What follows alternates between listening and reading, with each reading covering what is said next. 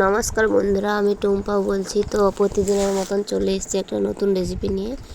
এই মোচার তরকারি করব। মোচাগুলো আমি এখানে ছাড়িয়ে নিয়েছি এভাবে।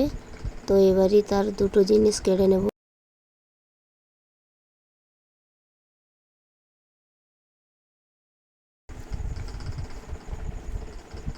তো সবগুলো এরকম কেটে নেব, তারপরে একে কেটে নেব ভালো করে। তো আমি এখানে দুটো মোচা এনেছি, পুরো একদম আমাদের গাছেই হয়েছিল দুটো মোচা। তো আজকে সেগুলো রেসিপি করছি। অবশ্যই ভিডিওটা দেখো, ভালো লাগবে। আর ভালো লাগলে একটু লাইক সাবস্ক্রাইব করে দিও।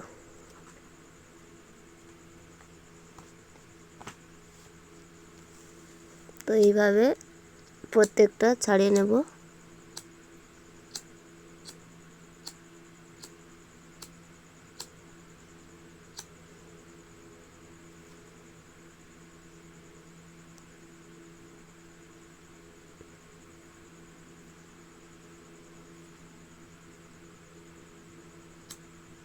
এগুলো বানাতে কিন্তু খুবই ভালো লাগছে।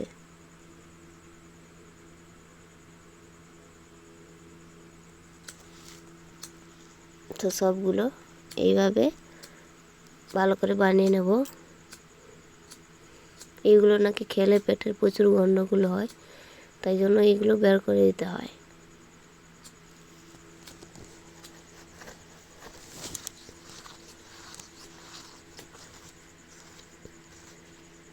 তো এগুলো এই যে মাথার কাছে, এগুলো আর দেব না, একটু কেটে নিয়েছি। প্রতিটা এরকম বানিয়ে নেবে। তো এইবারই আমি জল নিয়েছি, জলে একটু হলুদ দিয়ে দেবো, দিলে আর কালো পড়বে না কেটে রাখার পরে। দিয়ে দিয়েছি। এবারই হাতে একটু তেল নিয়ে নিব,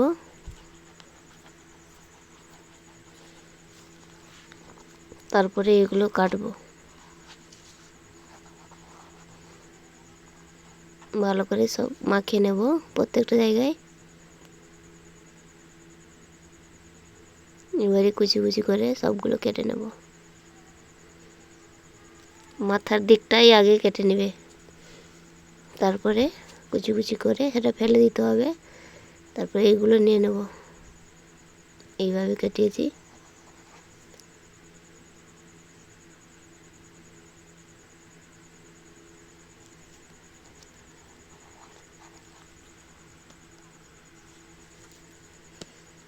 তো এইভাবে সবগুলোই কেটে নেব।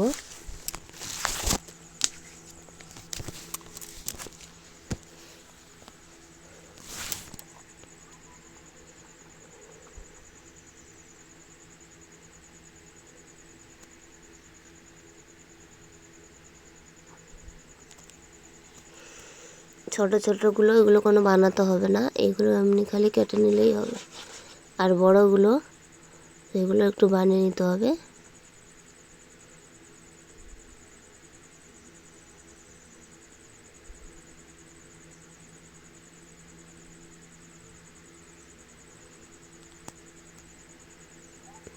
একদম তাজা গাছ থেকে তোলা, দেখেই মনে হচ্ছে, বুঝতে পারছেন।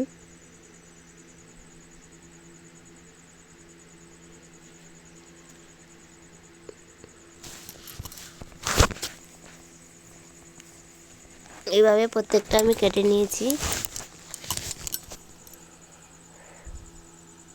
আমার কাটা হয়ে গেছে, এই যে কেটে নিয়েছি আমি। এবারে কড়াই বসিয়ে দিয়েছি, কড়াইতে জল দিয়ে দিয়েছি। এবারে এই জলে আমি মোচার তরকারি করব, তাই জন্য জলে কিছুটা একটু তেল দিয়ে দেব।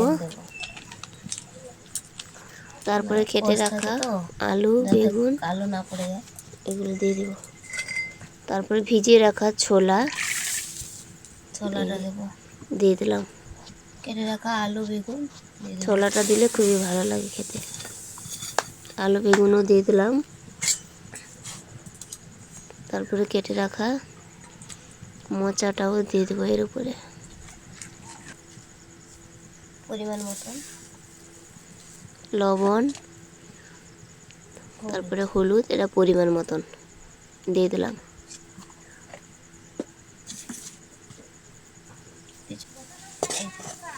কেটে রাখা মোচাগুলো এবারে দিয়ে দেবো, দিয়ে একে সিদ্ধ করে আনবো। আগে পরিমাণ মতন জলও দিয়ে দিয়েছি।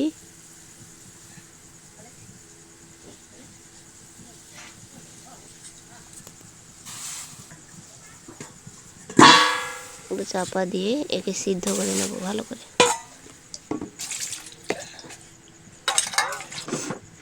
10 মিনিট পর দেখি সিদ্ধ হয়েছে নাকি।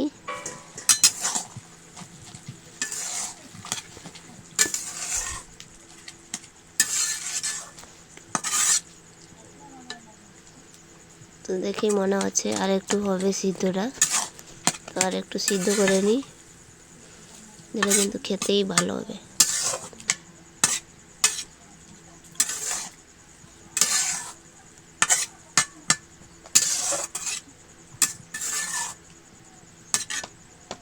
আর একটু হবে সিদ্ধটা, তো আর একটু চাপা দিয়ে 5 মিনিট খানি আর একটু সিদ্ধ করে নেব। তো এবারই দেখব, এবারে কিন্তু সিদ্ধটা হয়ে গেছে ভালো করে। এবারে আমি নামিয়ে নেব এটাকে, তারপর কড়াটা বসিয়ে দেবো ধুয়ে। তো কড়াটা এবারে বসিয়ে নিয়েছি, গরম হয়ে গেছে, তেল দিয়ে দিলাম।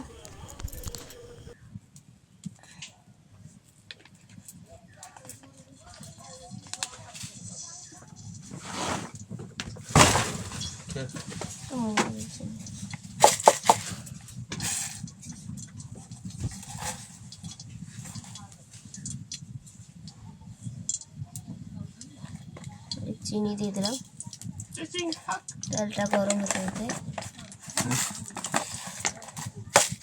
পেঁয়াজটা দেবো।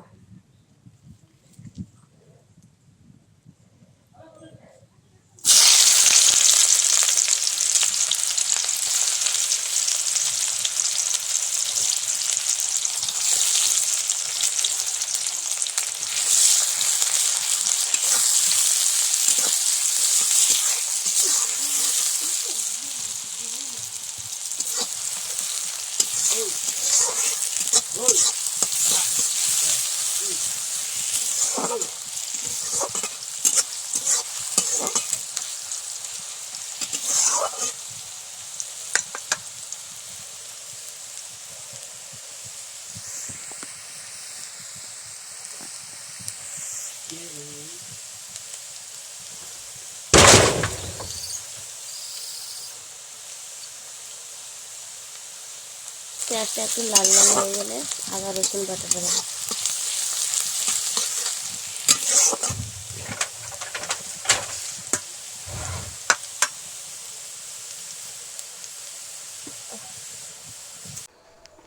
পেঁয়াজটা একটু লাল লাল হয়ে ভাজা হয়ে গেলে আদা রসুন বাটাটা দিয়ে দিলাম। তো আদা রসুনটা একটু কষে নিয়ে তারপরে এতে এই টমেটো কুচিটা দিয়ে দিব।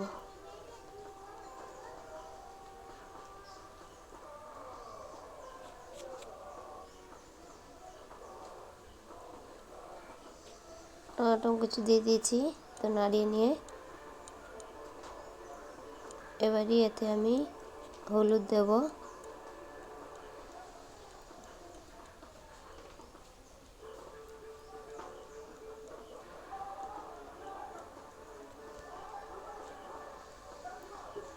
হলুদ গুঁড়ো,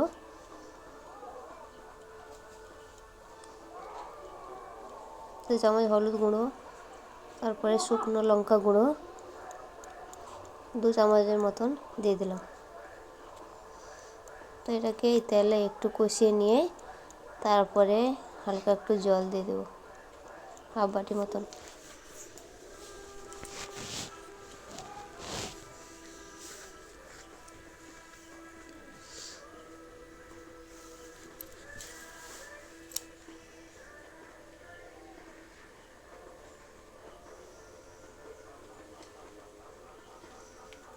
হাফ বাটি মতন জল দিয়ে দিয়েছি।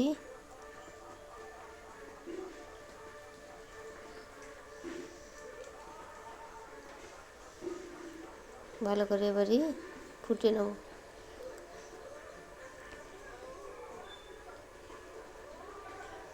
তো তেলটা ছেড়ে দিয়েছে মশলা থেকে। এবারে সিদ্ধ করে রাখা মোচাটা এতে দিয়ে নেব।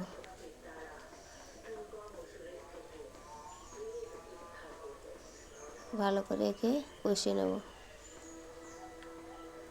খুবই হালকা আঁচে আস্তে আস্তে করে কষিয়ে নেব।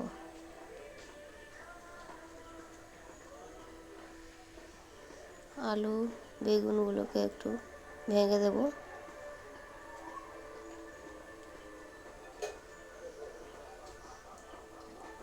আর ভিডিওটা যদি ভালো লাগে থাকে তাহলে একটু লাইক সাবস্ক্রাইব করো।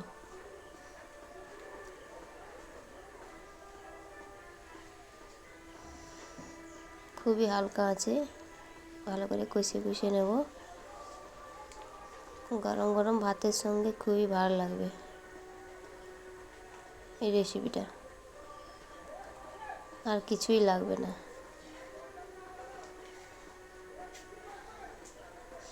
তোমরা কতটা ভালোবাসো জানি না তরকারিটা, কিন্তু আমি প্রচুর ভালোবাসি মোচার তরকারি খেতে।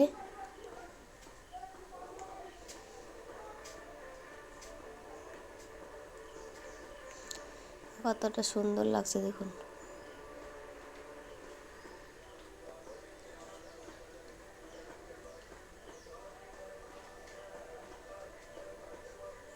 হয়ে গেছে। এবারে আমি এর উপরে একটু গরম মশলা দিয়ে নামিয়ে নেব তরকারিটা।